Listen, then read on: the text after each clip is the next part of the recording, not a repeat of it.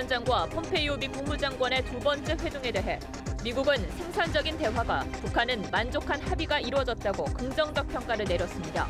트럼프 대통령이 회담 장소는 판문점이 아니라고 밝히면서 6월 초중순 싱가포르에서 미북 정상이 만날 가능성이 유력해졌습니다. 북한에 억류됐다 석방된 한국계 미국인 3명이 미국 본토로 돌아갔습니다. 트럼프 대통령과 멜라니아 여사가 귀환하는 이들을 직접 마중했습니다. 경찰이 접견 조사를 거부하는 드루킹 김모 씨에 대한 체포영장을 발부받아 압송했습니다.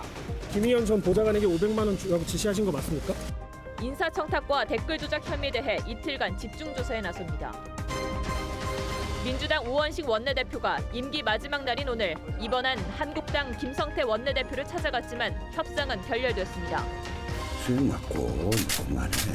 건강해야 뭐 싸움도 하지. 나 좀 해주고 힘들면 좋겠다. 세월호 선체를 바로 세우는 작업이 3시간 10분 만에 성공적으로 끝났습니다. 저희는 가족을 찾는 소원밖에 없습니다. 처음으로 모습을 드러낸 좌현에 외부 충돌 흔적은 없었습니다.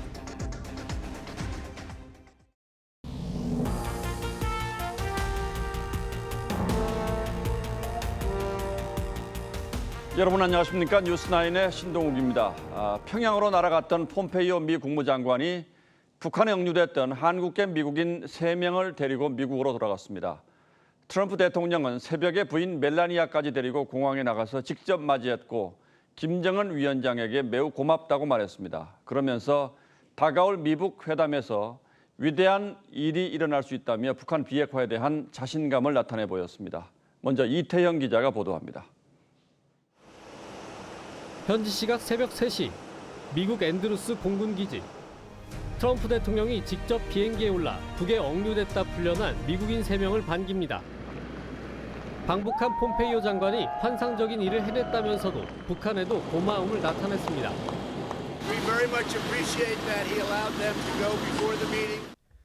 트럼프는 그러면서 북한과의 협상에 강한 자신감을 내비쳤습니다.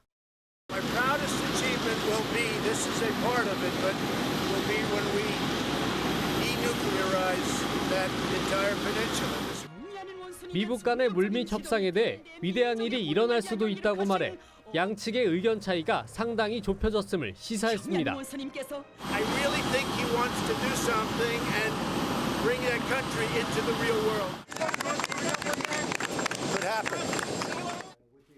앞서 열린 강요회의에선 이번 회담이 성공적인 거래가 될 거라면서도 경계심을 늦추지는 않았습니다. Everything can be scuttled. Everything can be scuttled. Doesn't mean a lot of things can happen. A lot of good things can happen. A lot of bad things can happen. 볼턴 백악관 보좌관도 향후 대북 협상에 대해 환상을 가진 사람은 아무도 없을 것이라고 말해 지나친 낙관론을 경계했습니다. TV조선 이태영입니다. 폼페이오 미 국무장관을 만난 김정은 위원장의 표정도 이렇게 매우 밝아 보였습니다. 트럼프 대통령이 새 대안을 갖고 적극적 태도로 회담에 임한다라고 평가했고 이번 미북 정상회담이 역사적인 만남이 될 것이라고도 했습니다. 비핵화 방법론에 대해서 미국과 상당한 의견 접근이 이루어진 것으로 보입니다. 북한 쪽 반응은 김남성 기자가 취재했습니다. 북한 김정은 위원장이 얼굴 가득 웃음을 띤 채 마이크 폼페이오 국무장관을 맞이합니다. 회담장까지 통역 없이 대화하며 함께 걷습니다. 회담 중에는 크게 웃음을 터뜨리기도 했습니다. 김정은은 트럼프 대통령의 구두 메시지를 전달받고 새로운 대안을 갖고 적극적인 태도를 취한다고 평가했습니다.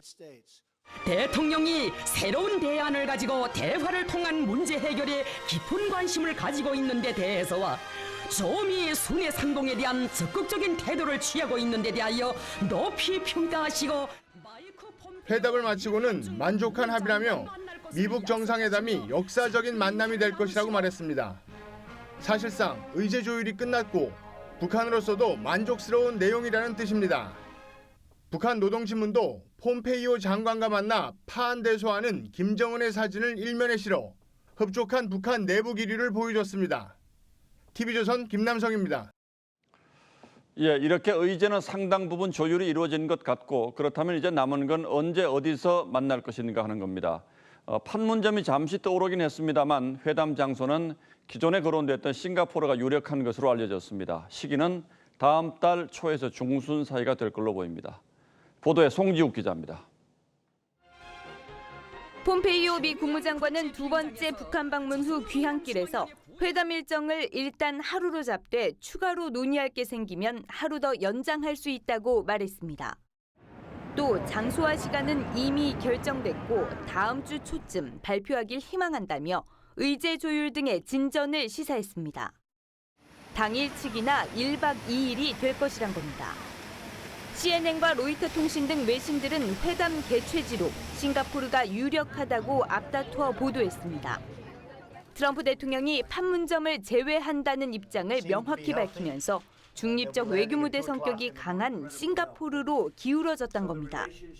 We're going to announce that in 3 days. Within 3 days. We're just working arrangements, but it's been paid. It will not be there. 회담 개최 시점은 여전히 오리무중인 가운데 1일에서 3일 싱가포르에서 열리는 아시아 안보회의와 캐나다에서 개최되는 G7 정상회의 일정을 감안했을 때 다음 달 초에서 중순을 놓고 택일할 것으로 전망됩니다. 이럴 경우 회담이 열릴 곳은 미국 소유의 한 싱가포르 호텔이 될 것이란 관측도 나옵니다. TV조선 송지욱입니다.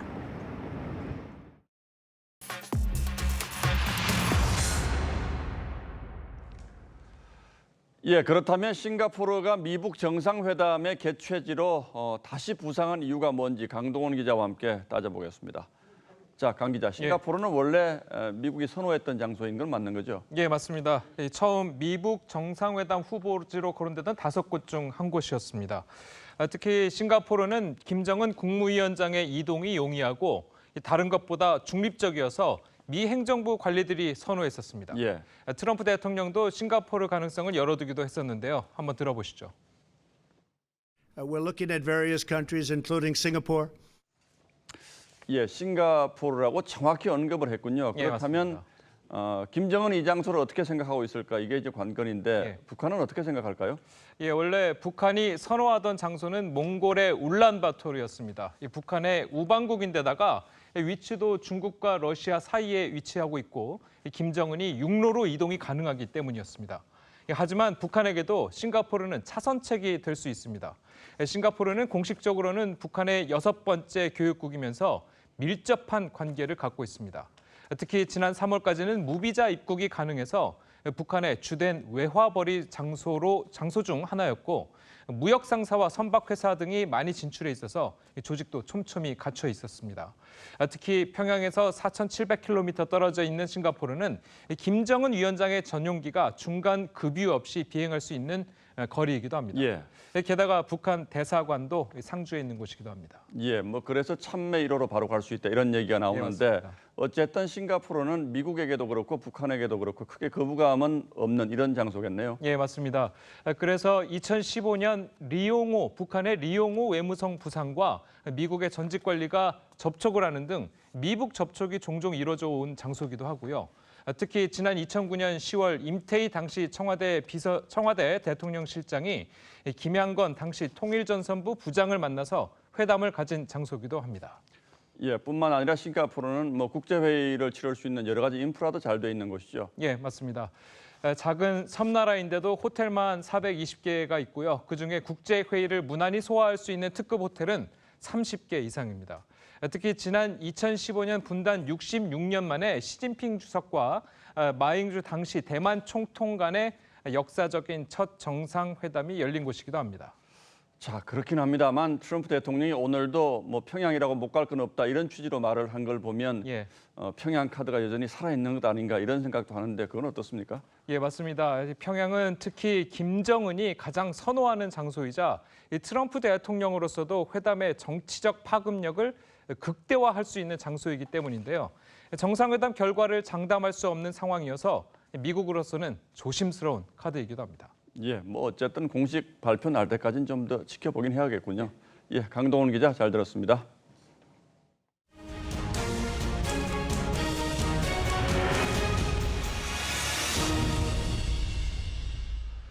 앞서 보신 것처럼 북한에서 풀려난 한국계 미국인들은 비행기가 이륙하기 불과 1시간 전에 북한 당국으로부터 사면을 받은 것으로 알려졌습니다. 오랜 억류 생활로 초췌해 보였지만 스스로 비행기 트랩을 내렸을 정도로 건강은 나쁘지 않은 듯했습니다. 김지수 기자가 보도합니다. 현지 시각 새벽 3시. 북한에 억류됐다 돌아온 한국계 미국인 3명이 비행기 밖으로 모습을 드러냅니다. 두 손을 번쩍 들어 V를 그려 보이자 환호가 터져 나옵니다. 다소 수척해 보이지만 도움 없이 혼자 계단을 걸어 내려올 정도로 건강한 상태입니다.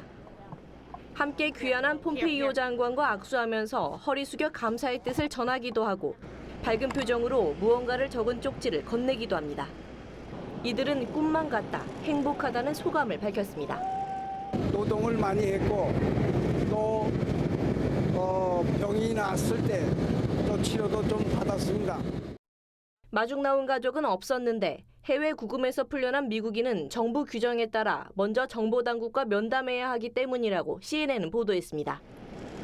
길게는 31개월 가까이 북한에 억류됐던 3사람. 폼페이오의 전용기가 평양을 이륙하기 1시간 전에야 특별 사면을 받아 끝까지 가슴을 졸여야 했습니다. 평양을 벗어난 뒤 의료시설을 갖춘 비행기로 갈아탄 이들은 20시간 비행 만에 워싱턴 땅을 밟았습니다. 풀려날 희망조차 없었던 북한에서의 억류 생활이 끝나는 순간이었습니다. TV조선 김지수입니다. 그런데 이번에 북한이 공개한 김정은 위원장과 폼페이오 장관의 면담 장면을 보면 눈에 띄는 인물이 하나 있습니다. CIA의 코리아 임무센터장을 맡고 있는 앤드류 김이라는 사람인데 공교롭게도 정의용 안보실장과 오촌 관계라고 합니다. 이번 국면에서 매우 중요한 역할을 하고 있다는 평가가 나오고 있습니다. 보도에 신정훈 기자입니다. 백악관이 지난달 말 공개한 김정은 위원장과 폼페이오 장관의 첫 면담 사진입니다. 단 2장 공개된 사진에선 웃음기를 찾아볼 수 없습니다. 하지만 오늘 공개된 7분짜리 영상에선 첫 인사부터 회담장 이동, 회담 뒤 배웅까지 두 사람 모두 얼굴에 웃음이 가득합니다. 김정은은 인사말을 할 때는 통역 없이 대화를 주고받지만 회담에 들어가서는 통역의 말에 귀를 기울이는 모습도 보였습니다.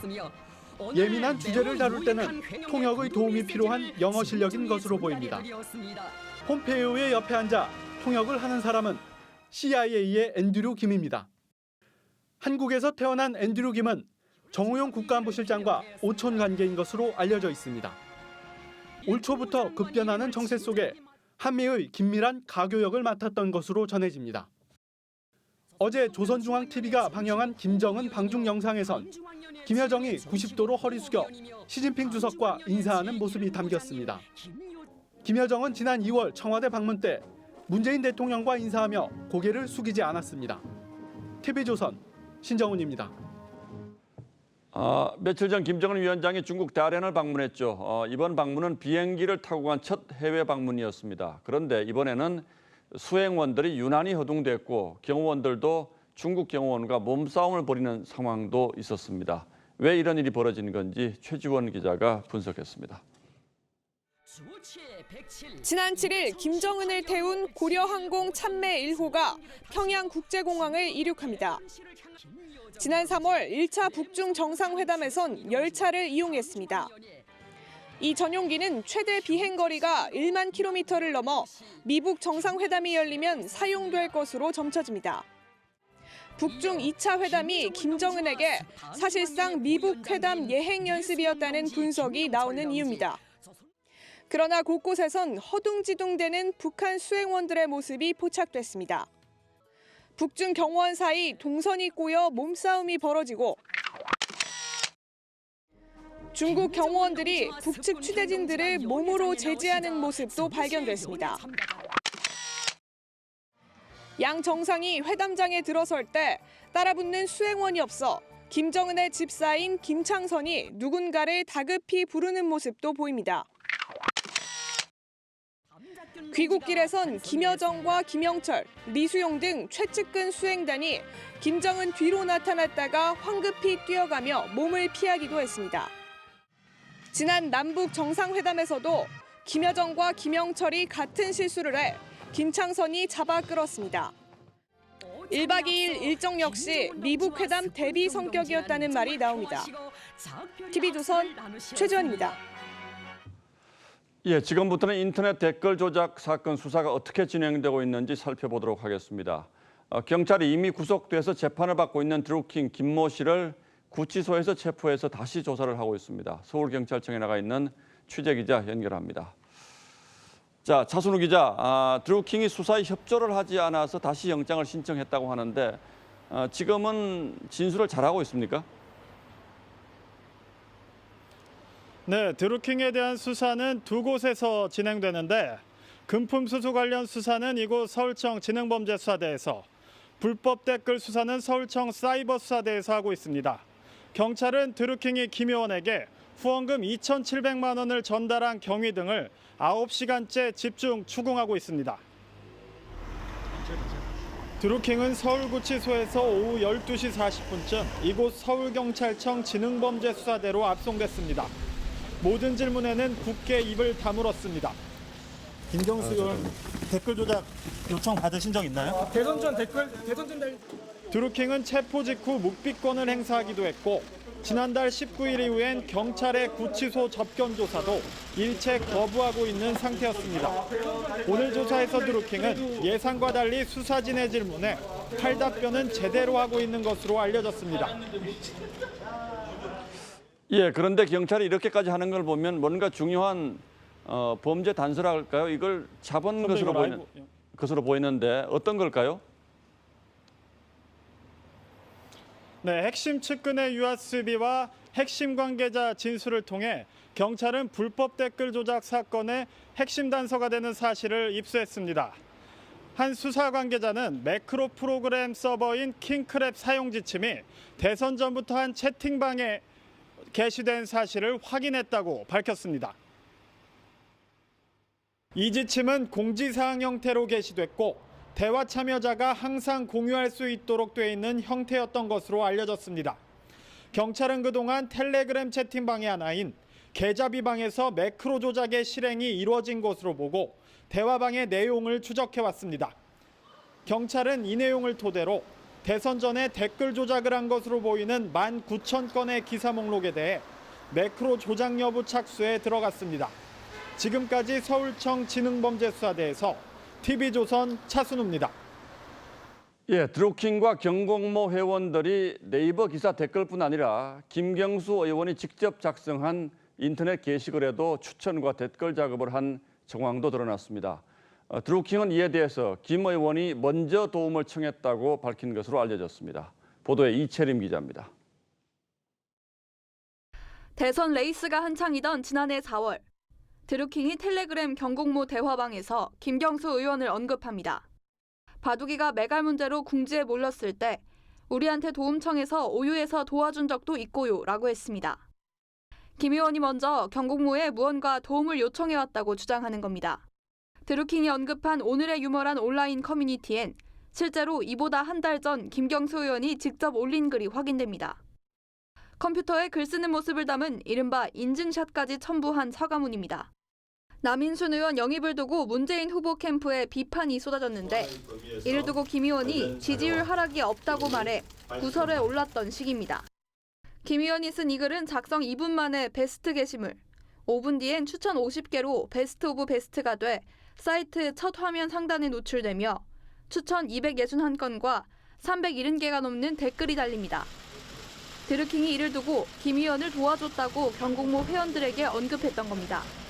기사 댓글뿐 아니라 온라인 커뮤니티에서도 드루킹 일당의 추천과 댓글 작업이 벌어진 정황입니다. 사실 확인을 듣기 위해 김 의원 측에 여러 차례 연락했지만 답이 오지 않았습니다. TV조선 이채림입니다. 지금 여야 간의 특검을 둘러싸고 힘겨루기가 진행되고 있는데 문재인 대통령의 팬카페 회원들이 특검을 받아서는 안 된다며 민주당 지도부를 향해서 문자 행동에 나서고 있습니다. 협상에 나선 우원식 원내대표는 물론 새 원내대표 후보로 나선 의원들 그리고 정세균 국회의장에게도 문자 메시지로 압박을 가하고 있습니다. 주원진 기자가 보도합니다. 특검을 받아도 된다? 이런 인간들은 변절자로 보면 됩니다. 문재인 대통령의 팬카페 문팬에 올라온 글입니다. 더불어민주당 추미애 대표와 우원식 원내대표의 휴대전화 번호를 공개하며 문자 행동을 독려하기도 합니다. 특검 수용이라는 결단을 내린 바 있습니다. 저 개인적으로는 저의 정치적 생명까지도 내놓고 한 그런 결단이었습니다. 우 원내대표는 협상 과정에서 항의 문자를 상당히 많이 받았다며 의사표명으로 생각하지만 지나치게 욕설을 하는 것은 좋지 않다고 말했습니다. 차기 원내대표 경선에 나선 홍영표 의원의 번호를 공유하며 특검 반대 문자 행동을 하자는 글도 이어집니다. 문팬의 문자 행동 대상에는 정세균 의장도 포함됐습니다. 문팬은 정 의장에게 추경안과 지방선거 출마 의원 사직안을 직권상정하라고 압박합니다. 정 의장은 오늘 14일 의원 사직서를 처리할 뜻을 내비쳤습니다. TV조선 주원진입니다. 단식 8회째를 맞아서 응급실로 이송됐던 자유한국당 김성태 원내대표가 오늘 상태가 나빠져서 병원까지 실려갔다가 수액 투여는 거부하고 다시 단식 농성에 복귀했습니다.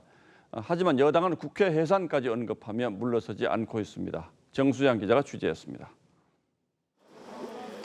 119 구급대원들이 단식 중인 자유한국당 김성태 원내대표를 싣고 구급차로 이동합니다. 단식 8일째, 김 원내대표는 심장 통증과 호흡곤란을 호소해 급하게 응급실로 이송됐습니다. 김 원내대표는 수액을 거부했고 수액 맞고 그만해. 아니 건강해야 뭐 싸움도 하지. 야, 진짜 죽어서 나왔고 이거 좀 해주고 힘들어 죽겠다. 결국 5시간 만에 국회로 돌아와 단식을 계속했습니다. 앞서 김 원내대표 폭행범의 아버지가 단식 농성장을 방문해 용서를 구하기도 했습니다.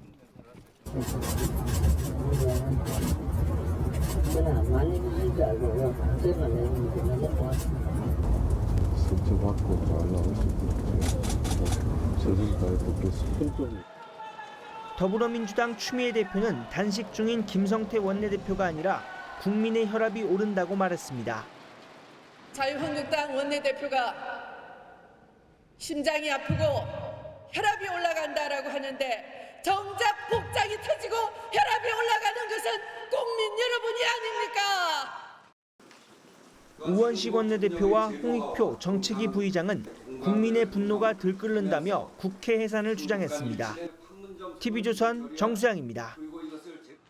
이렇게 여야의 강대강 대치가 이어지면서 국회 파행도 출구를 찾지 못하고 있습니다. 자신들이 피해자라면서도 사실상 특검은 못 받겠다는 여당과 특검만큼은 관철시키겠다는 야당. 오늘의 포커스는 이 드루킹 특검에 멈춰선 국회에 맞췄습니다. 필요하다면 특검을 포함한 어떤 조사에도 당당하게 응하도록 하겠습니다. 특검이 아니라 그보다 더한 조사도 응하겠다고 밝혀왔습니다. 정작 본인은 받겠다는데 국회는 여전히 드루킹 특검에 가로막혀 있습니다. 자유한국당 김성태 원내대표가 특검 수용을 요구하며 단식에 들어간 지 8일째. 국회는 40일째 멈춰서 있습니다. 좀 거짓말 부지 말고, 응? 아유, 저 때문에 그 서주환. 아니야, 그건 괜찮아. 그거야, 출장 아니 멕시코 대통령한테 내가 미안해서 그렇지. 물론 여야 간 협상 노력이 없었던 건 아닙니다. 국회 파행이 길어지자 여당은 판문점 선언을 비준해주면 특검을 받겠다고 했습니다. 하지만 야당이 무조건 특검 수용을 요구하며 거부했습니다. 나흘 뒤 여당이 다시 통큰 양보라며 특검 수용 뜻을 내비쳤지만 추경안 처리와 민생법안 처리 등 조건이 오히려 더 늘었습니다. 특검법을 수용하겠다고 했습니다. 3가지 조건입니다. 야당은 사실상 특검을 하지 않겠다는 얘기라며 강하게 반발했습니다. 이대로 오늘 국회를 종료를 선언할 수밖에 없다는 점을 당당하고 떳떳한 특검 하나 들어주면서 무슨 그렇게 요구사항이 많습니까? 국회의장까지 나서 협박도 해보고 합의할 때까지 못 나가도록 하면 어떨까요? 사정도 해보고 네 분 원내대표님께 정말 호소합니다. 배수진까지 쳐봤지만 국회가 정상화될 때까지 세비를 받지 않겠습니다. 여야 강대강 대치는 더욱 심해진 상황입니다. 사실 저 드루킹 댓글 조작 사건은 특검을 까고도 안 되는 사건입니다. 김경수 후보는 물론이고 문재인 대통령, 더불어민주당이 당연히 수사 대상이 되어야 하며 그 사이 국회에 계류돼 있는 법안은 만여 건. 지역구 4곳의 국회의원 보궐선거도 내년으로 미뤄질 판입니다. 쉬운 문제부터 이렇게 풀어가고 선우를 잘 봐서 성공시키는 게 협상의 기술인데 이번 협상은 내가 보면 이제 그런 점에 있어서는 좀 빵점이에요. 여러분은 이런 국회에 몇 점 주시겠습니까? 뉴스9 포커스였습니다. 고등학교의 여자 기숙사 내부를 몰래 촬영한 것으로 보이는 영상 캡처 사진이 인터넷에 유포됐습니다. 경찰은 학교 밖에서 촬영한 것으로 보고 최초 유포자 등을 추적하고 있습니다. 김승동 기자입니다. 한 인터넷 사이트에 기숙사 불법 촬영이라는 제목과 함께 올라온 사진입니다. 여학생들이 기숙사 방 안에서 생활하는 모습이 담겨 있습니다. 해당 사진은 SNS 등을 통해 빠르게 퍼졌고 경기도의 한 고등학교 여자 기숙사로 추정된다는 신고가 경찰에 접수됐습니다. 교복이라든지 펜 색깔, 가구 위치 그리고 2인 1실인 것까지 저희 학교랑 너무 일치하고 아직까지 정확한 촬영 장소와 시점 등은 파악되지 않고 있습니다. 해당 학교 측은 충격에 빠졌습니다. 학교 외부에서 담장 밖에 이렇게 나가서 어디서 어떻게 촬영했을 때 거기에 나온 프레임이 어떻게 나올 수가 있겠다라는 부분을 다 현장 검증을 하셨고요. 경찰은 해외 SNS에 올라온 영상을 누군가가 캡처한 뒤 인터넷에 게시했고 이를 여러 사람이 퍼나른 것으로 주장하고 있습니다. 일단은 게시자를 좀 찾아봐야 되니까요. IP나 계정을 이제 확인을 하거든요. 경찰은 영상을 올린 계정의 주인을 찾기 위해 압수수색 영장을 받아 해외 SNS 본사에 보낼 계획입니다. TV조선 김승돈입니다. 국정농단 주범으로 1심에서 징역 20년을 선고받은 최순실 씨가 오늘 부인과 수술을 위해 잠시 병원으로 나왔습니다. 수술 전 딸을 보게 해달라는 요청은 무산됐는데 그제 어버이날에도 딸 정유라 씨가 면회를 신청했지만 만나지 못했습니다. 두 사람을 공범 관계로 봤기 때문입니다. 한송원 기자가 보도합니다. 최순실 씨가 수감돼 있는 서울 동부구치소입니다. 지난 8일 어버이날 최 씨의 딸 정유라가 나타났습니다. 정유라가 어머니 면회 시도에 나선 건 지난해 6월 덴마크에서 송환된 직후에 이어 이번이 두 번째입니다. 지금 법률상 어머니 만날 수 없다고 그냥 그렇게 말씀하셨습니다. 정유라는 지난해 7월 이재용 삼성전자 부회장의 1심 재판에서 어머니에게 불리한 증언을 쏟아내 관계 이상설 등 가진 추측이 제기됐었습니다. 구치소 측은 오는 15일 예정된 이화여대 학사비리 사건 대법원 선고 이전인데다 모녀가 공범 관계여서 아직 접견은 불가능하다며 정 씨를 돌려보냈습니다. 오늘 자궁근종 수술을 위해 입원한 최 씨도 전신 마취 전 딸과의 면회를 재차 요구했지만 무산됐습니다. 구치소 측은 검찰과 상의한 결정이라며 이대 학사비리 대법원 확정 판결이 난 이후에도 딸 접견은 검찰과 상의해봐야 한다고 말해 최 씨 모녀 상봉은 당분간 어려울 것으로 예상됩니다. 당초 증거인멸 가능성을 이유로 설정된 접견 금지 기간은 지난해 3월로 끝났지만 검찰은 구치소의 접견 여부 질의에 여전히 금지 의견을 유지하고 있습니다. TV조선 한송원입니다. 은행에 맡긴 내 돈을 모르는 사람이 찾아가는 믿지 못할 일이 경북 구미의 한 농협에서 실제로 일어났습니다. 농협 간부 2명이 사기 일당과 손을 잡고 120억 원을 가로챘습니다. 보도에 이심철 기자입니다. 구미에 있는 한 단위 농협 지점입니다. 이 농협에 50억 원을 맡긴 한 부동산 개발업체는 지난달 예금이 사라진 걸 알았습니다. 은행을 안 믿으면 어디 믿겠습니까? 날짜가 돼서 지급해달라고 요청을 했는데 이 핑계 저 핑계 되면서 미뤘고요. 경찰 조사 결과 44살 윤모 씨 등 2명이 지난 2월 수표로 50억 원을 찾아갔습니다. 이들은 지난해 11월부터 주민 A씨가 예금한 70억 원도 수표로 찾아갔습니다. 이 농협의 지점장 54살 김모 씨와 감사 54살 이모 씨의 도움을 받았기에 가능했습니다. 제2금융권인 단위농협은 지급보증서를 발급할 수 없습니다. 하지만 지점장 김 씨는 가짜 지급보증서를 발급해 예금을 유치한 뒤 예금자 모르게 120억 원을 수표로 만들어 윤 씨에게 건넸습니다. 은행 관계자가 가담되었던 점, 그리고 지급보증서를 발급할 수 없음에도 임의로 지급보증서를 작성한 점. 윤 씨 등 4명은 120억 원을 나눈 뒤 각자 고급 외제차와 아파트를 사거나 빚을 갚는 데 쓴 것으로 드러났습니다. 경찰은 이들이 숨긴 돈을 추적 중입니다. TV조선 이심철입니다. 예, 다음 뉴스입니다. 김상조 공정거래위원장이 10대 그룹 CEO들을 불러 모아놓고 강하게 압박했습니다. 일감 몰아주기 같은 불공정한 관행을 용납하지 않을 것이며 앞으로 몇 년 동안은 일관되게 재벌 개혁을 추진하겠다고 말했습니다. 송병철 기자가 취재했습니다. 김상조 공정거래위원장이 껄끄러울 수밖에 없는 10대 그룹 CEO들과 자세를 잡습니다. 김상조 위원장과는 취임 이후 3번째 만남이지만 CEO들의 표정은 풀리지 않습니다. 김 위원장이 작심한 듯 엄포를 놨기 때문입니다. 특히 일감 몰아주기에 대해 직격탄을 날렸습니다.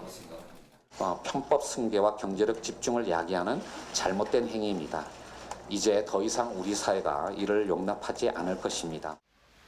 공정위는 지난 1월 하이트진로 총수 2세를 검찰에 고발했고 한화와 효성에 대해선 현장 조사를 벌였습니다. 최근엔 대한항공과 삼성이 기내 면세점 업체와 삼성 SDS에 일감을 몰아줬다는 의심을 사고 있습니다. 김 위원장은 일감 몰아주기에 통로로 주로 이용되는 비상장, 비주력 계열사에 대한 총수 일가의 지분도 줄여야 한다고 밝혔습니다. 공정위가 재벌의 담합 등을 더 엄하게 다룰 대기업 규제법을 별도 법안으로 준비한다는 관측까지 나옵니다.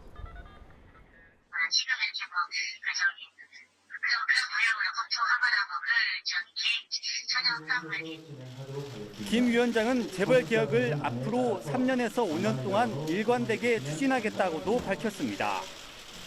간담회 뒤 김 위원장은 이재용 부회장이 늦지 않게 답을 내놔야 한다면서 삼성의 지배구조 개편도 거듭 압박했습니다. TV조선 송병철입니다. 어제와 오늘 여러 기업의 컴퓨터가 신종 랜섬웨어의 공격을 받아서 큰 피해를 입었습니다. 방법은 이렇습니다. 채용 정보 사이트에 올라온 회사들의 이메일을 수집해 간 뒤에 입사 희망자인 척하고 바이러스를 가득 담은 지원서를 보내서 이런 무차별한 공격을 가하는 겁니다. 그런데 일단 감염되면 복구가 쉽지 않다고 합니다. 보도에 지선호 기자입니다. 현우라는 이름의 입사 지원자가 보낸 이메일입니다. 채용 정보 사이트에서 공고를 받다며 이력서를 파일로 첨부했습니다. 하지만 해커가 보낸 바이러스 파일이었습니다. 파일 열었을 때는 처음에 잘 몰랐는데 파일이 지워지고 클릭해도 안 열리더라고요. 겐드크랩 랜섬웨어라는 이름의 바이러스로 이 바이러스에 감염되면 모든 파일이 크랩이라는 확장자로 잠겨버립니다. 복구 방법이라고 해봐야 모두 포맷하는 것뿐입니다. 입사 공고를 올린 채용 정보 사이트도 주의사항 공고문을 어제와 오늘 이틀에 걸쳐 홈페이지에 게재했습니다.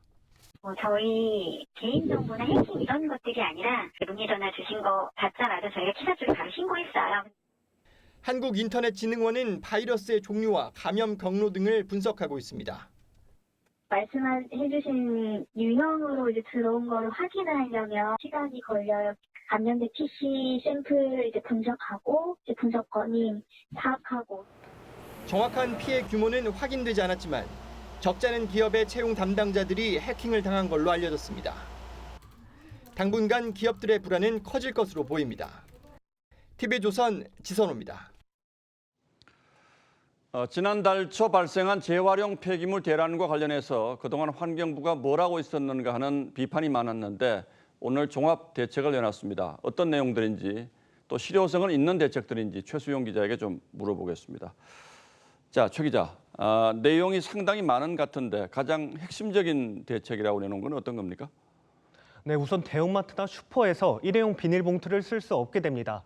지금은 돈을 주고 구입해서 사용할 수 있는데 앞으로는 원천적으로 금지합니다. 예. 대신 장바구니나 종이 상자를 쓰라는 겁니다. 또 커피 전문점 등에서 일회용 컵을 원할 경우엔 소비자가 보증금을 내야 합니다. 낸 보증금은 컵을 반환하면 되돌려받을 수 있는데 가급적 머그컵이나 텀블러를 사용하는 거죠. 이렇게 해서 2022년까지 일회용 컵과 비닐봉투 사용량을 35% 줄인다는 목표입니다. 예, 그리고 지금은 뭐 음료수병 색깔 들어가 있는 페트병을 많이 쓰는데 이런 색깔 들어간 페트병을 못 만들게 한다면서요? 네, 그렇습니다. 음료수나 생수 등을 담은 페트병은 앞으로 무색으로만 생산하도록 했습니다. 2020년까지 모든 유색 페트병을 무색으로 바꾸겠다는 계획인데요. 재활용률을 높이기 위해서입니다. 같은 이유로 부착된 라벨도 쉽게 뗄 수 있게 해야 합니다. 그런데 일회용 컵에 보증금 물리는 제도라든지 또는 비닐봉지를 못 쓰게 하는 제도 이런 것들은 과거에도 비슷한 제도를 해봤잖아요, 다. 잘 될까요? 네, 그렇습니다. 일회용 컵 보증금 제도는 과거 도입했다 실패한 제도입니다. 시민들이 불편을 감수하기보단 일회용 컵 사용을 선호했기 때문입니다. 마트에서 쓰는 속비닐 사용도 업체와 시민들의 자발적 참여에만 맡겨놔서 의문이 좀 남습니다. 결국 시민들의 호응 여부에 따라 정책 성패가 갈릴 것으로 보입니다. 예, 그렇겠군요. 재활용을 해야 하는 품목 수도 좀 늘어난다면서요? 네, 재활용 의무 대상 품목은 현행 43개에서 63개까지 늘렸습니다. 수익성이 떨어지는 비닐의 경우 재활용률을 현행 60%대에서 90%로 높이기로 했습니다. 하지만 구체적인 폐기물 재활용 방안은 없이 재활용 비율만 무작정 높인 것 아닌가 이런 문제가 지적됩니다. 예. 폐비닐의 경우 발생량의 70%가 고형연료로 재활용되고 있는데 다른 물질을 활용할 수 있는 신기술 개발 등의 대책은 없습니다. 결국 재활용 비율을 채우지 못하면 업체가 부담금을 내는데 결국 이게 소비자 가격에 전가될 가능성이 높습니다. 예, 뭐 대책은 많이 나왔는데 보완해야 할 점들이 적지 않군요. 예, 최수용 기자 잘 들었습니다. 다음 뉴스입니다. 세월호 선체가 참사 발생 4년 만에 바로 세워졌습니다. 세월호 유가족들은 직립 작업이 진행되는 3시간 10분 동안 가슴을 졸이며 지켜봤습니다. 오선열 기자입니다.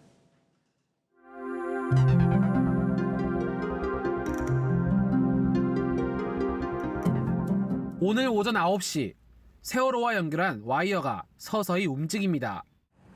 2분 만에 세월호 선체를 10도까지 올렸습니다. 오전 9시 33분 예상보다 19분 빨리 선체 각도가 40도에 이르렀습니다. 만조로 바닷물 수위가 오른 덕분입니다. 이후 만톤급 해상 크레인이 갑자기 작업을 멈추자 현장에 긴장감이 흐릅니다. 선체 각도가 40도를 넘어서면서 무게중심이 변하기 때문입니다. 40도에서 60도까지 세우는데 1시간이 걸렸습니다. 각각 힘의 평행을 이루어야 됩니다. 그렇지 않으면 저 배가 넘어지게 되어 있습니다. 고비를 넘기자 작업은 다시 속도를 냈습니다. 낮 12시 10분 세월호 선체가 완전히 바로 섰습니다. 예상보다 50분 빨랐습니다. 세월호는 선체 무게중심을 잡기 위해 직각이 아닌 94.5도로 세워졌습니다. 3시간 동안 지켜보며 가슴 졸이던 세월호 가족도 안도의 숨을 내쉬었습니다. 안전하게 끝날 수 있기를 기도했습니다. 서 있는 세월호의 모습을 보니 가슴이 벅차오릅니다. 세월호가 바로 서기까지는 1486일이 걸렸습니다. TV조선 오선열입니다. 세월호가 바로 서면서 그동안 볼 수 없었던 선체 좌현이 처음으로 공개됐습니다. 녹슬고 곳곳이 부서졌지만 외부 충돌 흔적은 없었습니다. 윤재민 기자가 보도합니다. 철제 빔 사이로 세월호 좌현이 모습을 드러냅니다. 온통 젓갈색으로 녹슬었습니다. 선체 곳곳에서는 고여있던 물이 새나옵니다. 선체 조사위는 철제 빔 사이로 들어가 좌현을 조사했습니다. 외부 충격 흔적은 없었습니다. 외부의 어떤 충격에 의해서 함몰되거나 손상되었다고 할 만한 흔적은 별로 안 보입니다. 정면이나 측면에서의 충돌은 없지 않은가 하는. 선체가 바로 서면서 미수습자 수색 작업도 빨라질 전망입니다. 선조위는 그동안 진입하지 못했던 4층 남학생 객실과 지하층 기관실을 우선 수색할 예정입니다. 미수습자 가족은 수색 작업에 희망을 걸고 있습니다. 세월호 희생자 가운데 5명이 아직 돌아오지 않았습니다. 미수습자분이 한 분도 남김없이 다 찾길 바라면서 저희는 가족을 찾는 소원밖에 없습니다. 정부는 앞으로 3주 동안 선체 보강 작업을 한 뒤 오는 7월부터 미수습자 수색과 침몰 원인을 조사할 계획입니다. 선체조사위원회는 수색 경과를 본 뒤 가족협의회와 선체를 절단해 추가 수색하는 방법을 논의할 예정입니다. TV조선 윤재민입니다. 올해 104살인 호주의 한 과학자가 스위스를 찾았습니다. 건강이 더 나빠지면 불행해질 것 같아서 안락사를 택했고 안락사가 허용되는 스위스를 간 겁니다. 이 과학자의 얼굴은 평온해 보입니다만 죽음을 선택하는 이런 안락사를 법적으로 허용하는 것이 옳은가 여기에 대한 논란은 여전합니다. 고서정 기자입니다. 샴페인이 터지고 생일 축하 노래가 나옵니다. 주인공은 올해 104살인 호주의 최고령 과학자 데이비드 구달. 식물학자인 그가 이번 생일 선물로 받고 싶은 것은 다름 아닌 편안한 죽음입니다. I no longer find much joy in life. 구달은 4년 전까지 논문을 발표할 정도로 건강했지만 최근 건강이 급격히 악화됐습니다. 결국 그는 편안한 죽음을 위해 안락사가 허용된 스위스에 지난 9일 도착했습니다. 밝은 표정으로 기자회견에 임한 구달 박사. At my age, and even rather less than my age, one wants to be free to choose the death when the death is the appropriate time. 생을 마감하는 순간에 베토벤 9번 교향곡 환희의 송가를 듣고 싶다며 직접 불러보기도 하고 Freude schöner Götter funken, doch der aus Elysium. 박수도 받습니다. 구달 박사는 스위스 바젤의 이터널 스피릿이라는 기관에서 현지 시각 10일 낮 삶을 마감합니다. It's going to be strange. It's going to be Yeah, it's going to be hard. 저명한 과학자의 안락사 선택. 이른바 품위 있게 죽을 권리를 과연 인정해야 하는가 하는 생명에 대한 근원적인 질문이 또다시 제기됩니다. TV조선 고서정입니다. 우리 귀에 익숙한 대중가요 히트곡들이 뮤지컬 무대에 오르고 있습니다. 이런 주크박스 뮤지컬이 공연계에 복고바람을 일으키고 있습니다. 홍현주 기자입니다.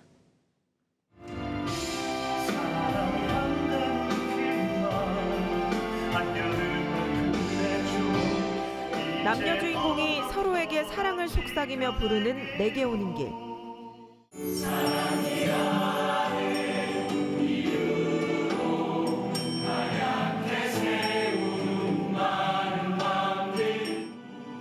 하얀 옷에 성가대원들이 합창하는 사랑이라는 이유로 우리에게 익숙한 대중가요들이 뮤지컬 스토리에 맞춰 편곡됐습니다. 뮤지컬 브라보 마이 러브에서는 스타 작곡가 김형석의 히트곡이 22곡이나 이어집니다. 곡들이 다 개별적으로 썼잖아요. 뮤지컬이라는 스토리를 갖고 이렇게 하나로 엮이면서 작가로서는 이제 곡들이 서로 친해진 것 같아요. 다음 달에는 아름다운 강산 등 노계대부 신중현의 명곡으로 펼쳐지는 뮤지컬 미인도 개막합니다. 그때의 정서나 내가 그때 들었던 노래들이나 그때 당시의 그 어떤 자기 과거의 기억들을 이제 끄집어낼 수 있는 게 그래서 사람들이 주크박스에 더 매력을 느끼지 않나라는 생각이 듭니다.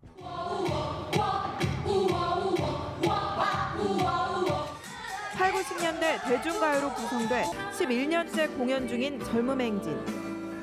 사랑이 지나가면 붉은 노을 등 히트 작곡가 이영훈의 곡들로 만들어진 광화문 연가도 스테디셀러 뮤지컬이 됐습니다.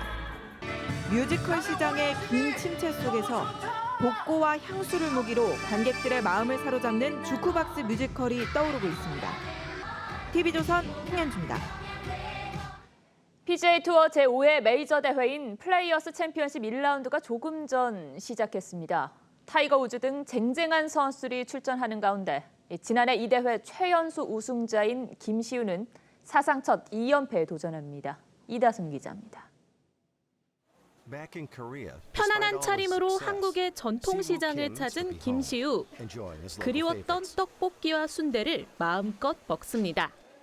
순대 어렸을 때부터 좋아해가지고 되게 미국에 있는 동안 되게 먹고 싶었어요.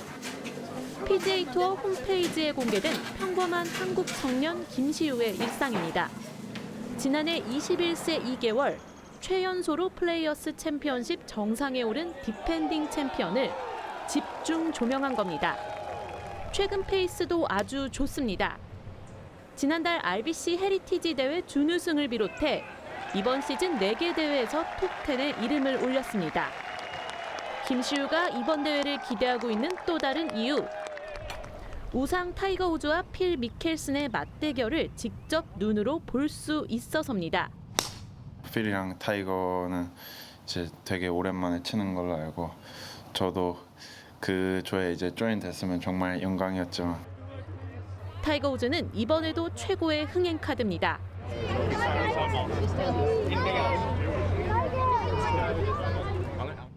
우즈도 영원한 라이벌 필 미켈슨과의 맞대결을 기대했습니다. We never saw each other, and that's what the tour wanted. Later in our careers, it's fun for me to be able to have an opportunity to play with Phil. 총 상금 120억 원, 우승 상금만 20억 원이 넘는 그야말로 별들의 전쟁. 김시우는 대회 최초 2연패에 도전합니다. TV조선 이다솜입니다.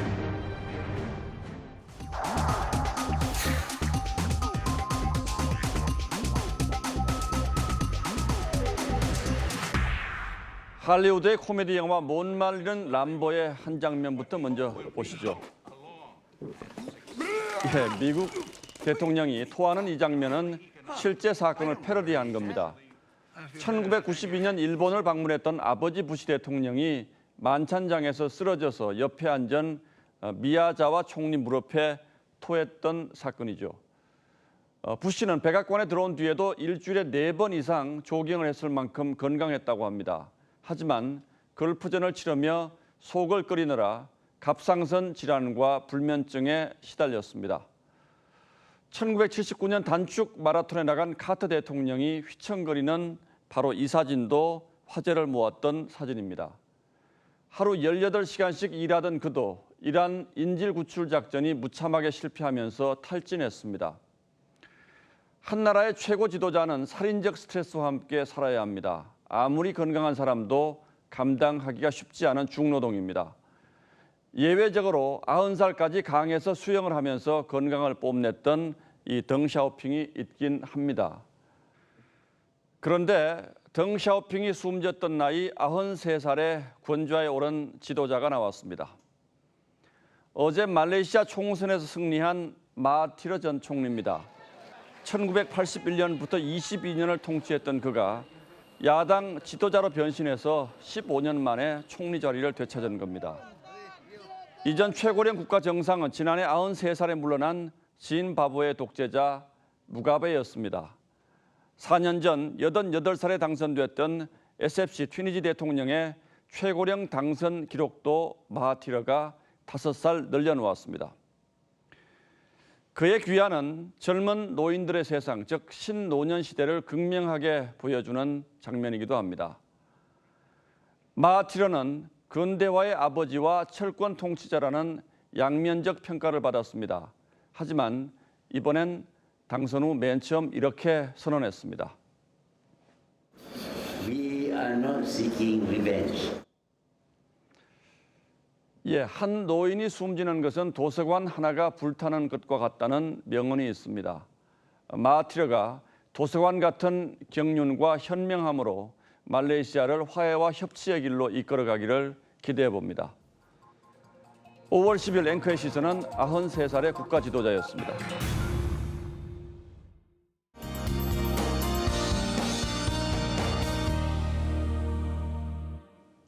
네, 요 며칠 날씨가 좋아서 주말에는 나들이 가야겠다 생각 많이들 하실 텐데요. 내일 오후부터 차차 흐려져 주말인 모레 전국에 비가 올 전망입니다. 비가 오면서 낮 기온도 좀 떨어져 선선하겠고요. 현재로선 일요일 오전까지 비가 이어질 전망입니다. 주말 계획 세우실 때 이 점 참고하시고요. 내일은 전국이 맑다가 구름 많아지겠고 아침에는 안개가 짙게 끼겠습니다.